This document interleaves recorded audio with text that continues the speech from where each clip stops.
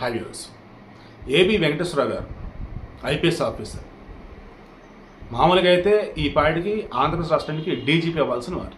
కానీ Jaganmohan Reddy and government వాంటెడ్గా ఈయన మీద అసలు అనకూడదు కానీ పాపం 5 సంవత్సరాలు ప్రూవ్ కాల, బట్ ఆయన తప్పు చేశాడు అది ఇది అని చెప్పేసి సస్పెన్షన్.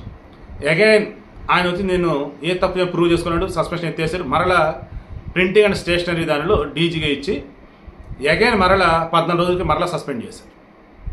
దాని మీద పోరాడితే నిన్న రిటైర్మెంట్ కదా, నిన్న మార్నింగ్ అగైన్ ఆయనకి పోస్టింగ్ ఇచ్చారు. నిన్న ఈవినింగ్ రిటైర్మెంట్ అయిపోయాను. పోలీస్ యూనిఫామ్లో ఉండే రిటైర్ అవ్వాలనుకున్నాను, అదే జరిగింది. All is well, end is well, let's hope for the best అంటే చెప్పుకొచ్చాడు.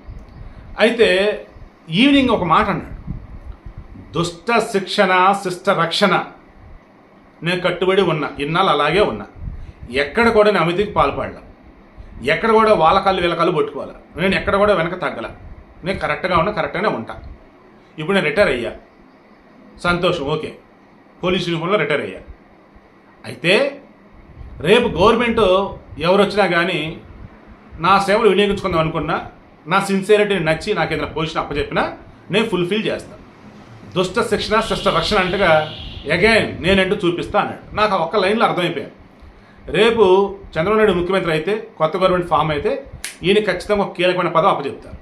ఆ పదవితో ఈ 5 సంవత్సరాల్లో ఈయన ఏ సేవ అయితే చేయాలనుకున్నాడో, ఎవరు తప్పు చేసిన వారికి సంబంధించి వాడు తాటతిద్దామని అనుకున్నాడో అవన్నీ కూడా రేపు కొత్త గవర్నమెంట్ వచ్చాక చేసి చూపెడతారు నాకైతే అనిపిస్తూ ఉంది.